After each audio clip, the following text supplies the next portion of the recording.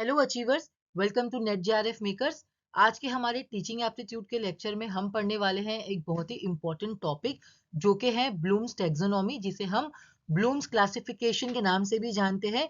हिंदी में इसे ब्लूम्स के वर्गीकरण भी कहते हैं। देखो, बेसिकली ब्लूम्स टैक्सोनॉमी बात करती है हमारे लर्निंग ऑब्जेक्टिव्स के बारे में, लर्निंग आउटकम्स के बारे में। ब्लूम ने लर्निंग ऑब्जेक्टिव्स को तीन मॉडल्स या थ्री डोमेन्स में क्लासिफाई किया है। ब्लूम ने हमें थ्री डोमेन्स ऑफ लर्निंग दी है, जो है cognitive domain, affective domain and psychomotor domain. Bloom ने ये थ्री डोमेन्स को इसलिए क्लासिफाई किया है क्योंकि उनका मानना है कि जो लर्निंग है ना, वो इन्हीं थ्री डोमेन्स में होती है। और अगर ये तीनों डोमेन्स अगर अचीव कर लिया जाए, अगर स्टूडेंट ने ये तीनों डोमेन को अचीव कर लिया, तो जो हमारा एक्चुअल में जो टीचिंग लर्निंग का जो ऑब्जेक्टिव होता है, जो गोल होता है ना, वो अकम्प्लिश्ड हो जाएगा। हमारा एक्चुअल लर्निंग आउटकम्स जो है ना, वो फुलफिल हो जाएगा। ब्लूम का मानना है कि अगर एक स्टूडेंट में ये तीनों डोमेन अगर स्टूडेंट अचीव कर लेता है, ये तीनों डोमेन अगर वो डेवलप कर लेता है, तो ही हमारा लर्निंग ऑब्जेक्टिव जो है वो फुलफिल होगा। सो लेट्स चेक कि ये तीनों डोमेन किसके बारे में बात करती है। देखो, जो हमारा कोग्निटिव डोमेन है ना, ये रिलेट करता है, ये बेस्ड है हमारे हेड, यानी हमारे ब्रेन, हमारे थिंकिंग पावर, हमारी नॉलेज पे। ठीक है, तो जब भी कॉग्निटिव डोमेन आएगा, आपको हेड याद रखना है, यानी कि ये बात करता है हमारे ब्रेन, हमारे थिंकिंग पावर पे, हमारी इंटेलेक्चुअल स्किल्स पे, हमारे नॉलेज के बारे में। सेकेंड है हमारा अफेक्टिव डोमेन, जो बात करता है हमारे हार्ट, यानी कि ये रिलेट करता है हमारी फीलिंग्स, हमारे इमोशंस, हमारे एटीट्यूड, मोटिवेशन के बारे में ये बात करता है। नेक्स्ट है हमारा साइकोमोटर डोमेन, जिसे हम सेंसरी डोमेन या कोग्निटिव डोमेन के नाम से भी ये जाना जाता है। ये बात करता है हमारे हैंड के बारे में, यानी कि फिजिकल एक्टिविटीज इसमें इन्वॉल्व होती है। ये बात करता है डूइंग के बारे में। ठीक है, तो आप इन तीनों को याद रखिएगा। कॉग्निटिव डोमेन जो है वो हेड को रिलेट करता है, अफेक्टिव डोमेन हमारे हार्ट को, एंड साइकोमोटर डोमेन जो है वो रिलेट करता है हमारे हैंड को, यानी कि फिजिकल एक्टिविटीज को। हमारे आज के लेक्चर में हम पढ़ने वाले हैं कॉग्निटिव डोमेन के बारे में। तो देखो, कॉग्निटिव डोमेन जो है ये ओरिजिनली तो ये हमें 1956 में बेंजामिन ब्लूम एंड उनके एसोसिएट्स ने दी थी। ये जो टेक्सोनॉमी है ये ब्लूम के नाम से इसलिए चर्चित है क्योंकि इस कमिटी के हेड जो है ना, वो बेंजामिन ब्लूम थे। लेकिन 2001 में ब्लूम के ही कुछ स्टूडेंट्स ने इस टेक्सोनॉमी को, इस क्लासिफिकेशन को रिवाइज किया है। और इनको जो है, पहले ये जो हमारी जो क्लासिफिकेशन थी ये नाउन फॉर्म में थी, अब इन्होंने इसे वर्ब फॉर्म में कन्वर्ट किया है। और सिर्फ यहाँ पे दो स्टेजेस में चेंजेस किया है, वो हम जब मैं आपको पढ़ाऊंगी, जब समझाऊंगी। देखो, कॉग्निटिव डोमेन के 6 लेवल होते हैं, ओरिजिनल वाले में भी और रिवाइज्ड वाले में भी।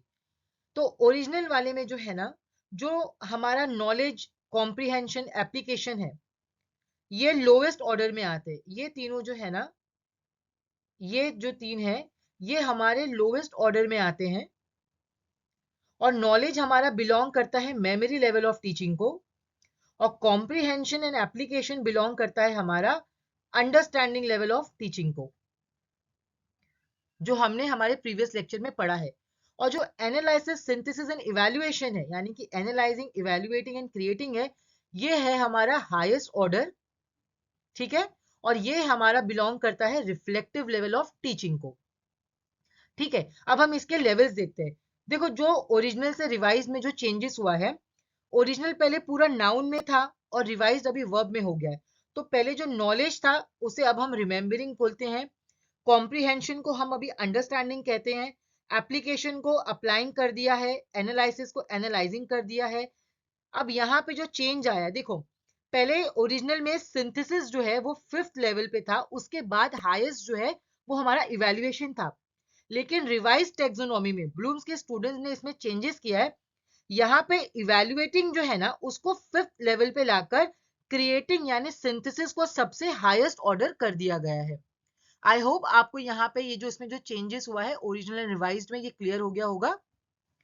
इवैल्यूएशन को है वो 5th में लेके आया है, और सिंथेसिस का नाम बदल के उसको क्रिएटिंग करके हाईएस्ट ऑर्डर में लेकर गया है। ठीक है, देखो, हमारा जो सबसे पहला लेवल है कॉग्निटिव डोमेन का, वो है नॉलेज, जो सबसे लोवेस्ट लेवल भी मानी जाती है। ये क्या होता है, ये हमारी लेवल ऑफ टीचिंग के मेमोरी लेवल ऑफ टीचिंग पे आता है। यहाँ पे स्टूडेंट्स जो है ना ये इतने एबल हो जाते हैं कि they are able to memorise the content. यहाँ पे रूट लर्निंग के थ्रू ना उनको चीजों को मेमोराइज करवाया जाता है, एंड मेमोराइज करने के बाद they are able to recall it, recognise it and reproduce it. For example, जैसे हमने स्टूडेंट्स को 2 का टेबल पढ़ा दिया क्लास में, ठीक है, तो यहाँ पे हमने उनसे सिर्फ रट्टा लगवाया है, रूट लर्निंग कराई है, उनको बिल्कुल पता नहीं है कि, उनको बिल्कुल आइडिया नहीं है कि ये 2 के टेबल के पीछे का लॉजिक क्या है। हमने सीधा उनको रटवा दिया कि भाई 2 1 2, 2 2 4, 2 3 6, बस यहाँ पे उन्होंने याद कर लिया है, और जब भी हम उनको पूछेंगे वो उसे रिकॉल करेंगे एंड रिप्रोड्यूस करेंगे। फिर हमारा सेकेंड लेवल आता है कॉम्प्रिहेंशन, जिसे हम अंडरस्टैंडिंग कहते हैं। ये हमारे लेवल ऑफ टीचिंग में अंडरस्टैंडिंग लेवल पे आता है। यहाँ पे क्या होता है, students are able to understand the logic behind the content, जो उनको दिया जा रहा है उसके पीछे का लॉजिक क्या है। यहाँ पे स्टूडेंट जो है ना इजीली अंडरस्टैंड कर पाते हैं चीजों को, कॉन्सेप्ट को अपने वर्ड्स में एक्सप्लेन कर पाते हैं, ठीक है, चीजों को कंपेयर कर पाते हैं। फॉर एग्जाम्पल, अभी हमने उनको नॉलेज लेवल पे क्या किया, उनको हमने सिर्फ टेबल पढ़ा दिया। अब अंडरस्टैंडिंग लेवल पे स्टूडेंट्स को ये समझ आ गया है कि हम 2 के टेबल में कितने टाइम्स को 2 को ऐड करेंगे तो ये हमारा टेबल बढ़ता जाएगा। जैसे 2 + 2 4, यानी कि 2 2 4 ऐसे हो सकता है। 2 को अगर हम 3 टाइम्स प्लस करेंगे तो वो 6 हो जाएगा, 2 को 4 टाइम्स प्लस करेंगे तो 8 हो जाएगा। इस तरीके से now students are able to understand कि ये 2 के टेबल के पीछे का लॉजिक क्या है। तो इस लेवल पे आकर उनके अंदर एक अंडरस्टैंडिंग डेवलप हो गई है कि जहां पे वो चीजों को इजीली क्लासिफाई कर पा रहे हैं और खुद के वर्ड्स में एक्सप्लेन कर पा रहे हैं। अब उनके लिए ये टेबल्स पढ़ना डिफिकल्ट नहीं है, क्योंकि नाउ दे हैव अंडरस्टूड कि किस तरह से मैं 2 को इस नंबर में ऐड करते जाऊंगा जितने टाइम्स, तो मुझे जो है इजीली ये आंसर्स मिलता जाएगा। अब ये जो हमारा थर्ड लेवल है एप्लीकेशन या अप्लाइंग का, यहाँ पे क्या होता है, स्टूडेंट्स ने जो भी कॉन्सेप्ट को अंडरस्टैंड किया है ना, अब वो एक्चुअल में उसको यहाँ पर इम्प्लीमेंट करता है, उसको यहाँ पे यूज करके देखता है कि जो भी वो समझा है उसने, वो सही तरीके से हर जगह अप्लाई हो रहा है या नहीं। फॉर एग्जाम्पल, जो उसे 2 के टेबल्स के पीछे जो लॉजिक समझ में आ गया है, जो उसने उस कॉन्सेप्ट को अंडरस्टैंड कर लिया है, अब वो यहाँ पे क्या करेगा, इस लेवल पे उसको कोई भी नंबर का आप टेबल्स दे दो या कोई भी मैथ्स के मल्टीप्लिकेशन के सम दे दो, वो इजीली जो उसने समझा है वो यहाँ पे उसे अप्लाई करना सीख जाएगा, वो यहाँ पे उसे अप्लाई करेगा। नेक्स्ट है हमारा एनालिसिस। देखो ये जो है ना हमारा जो रिफ्लेक्टिव लेवल ऑफ टीचिंग में आता है, यहाँ पे क्या होता है, स्टूडेंट्स इतने एबल हो जाते हैं कि they are able to break down the knowledge into parts and relate it with overall structure. इस लेवल पे स्टूडेंट्स जो है वो इजीली फैक्ट एंड ओपिनियन को जो है ना डिस्टिंग्विश कर पाते हैं, उनमें डिफरेंशिएट कर पाते हैं। देखो फॉर एग्जांपल, हमने टीचिंग एप्टीट्यूड पढ़ा और हमने पिछले 2 साल के प्रीवियस ईयर्स के क्वेश्चंस लगाए। अब हमको पीवाईक्यूज करते हुए ये एनालाइज हुआ, हमको ये समझ में आया कि किन टॉपिक में से ज्यादा क्वेश्चंस पूछे जाते हैं। तो इससे हम ये समझ जाएंगे कि हमको किन कॉन्सेप्ट पे ज्यादा फोकस करना है। फिर उसी तरीके से हम अपनी स्टडी को ऑर्गेनाइज करेंगे।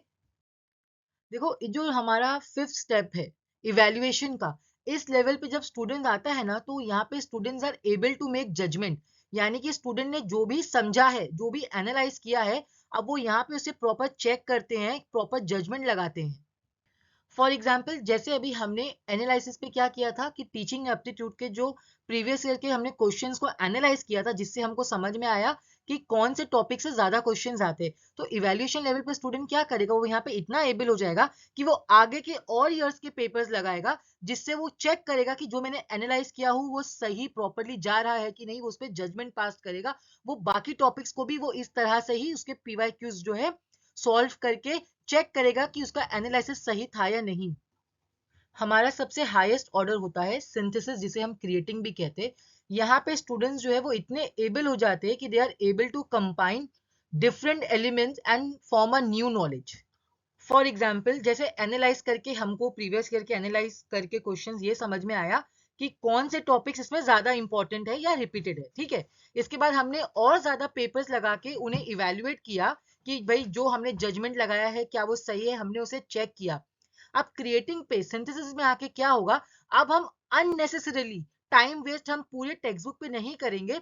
अब हम हमारी खुद की जो है प्लान करके हम एक न्यू नॉलेज को प्रोड्यूस करेंगे या न्यू आइडियाज जनरेट करेंगे। वो कैसे कि अब हम जो इंपॉर्टेंट यूनिट्स है, अब हम उसी को समझ के उसी की खुद के नोट्स बनाकर हम उसी को पढ़ाई करेंगे। हम अननेसेसरीली जो इतना ज्यादा जो टेक्स्ट बुक में सब कुछ कंटेंट दिया है हम उस पर टाइम वेस्ट नहीं करेंगे। स्टूडेंट्स यहाँ पे इतने एबल हो जाते हैं कि उनको समझ में आ जाता है कि क्या इंपॉर्टेंट है और किसे इग्नोर करना है।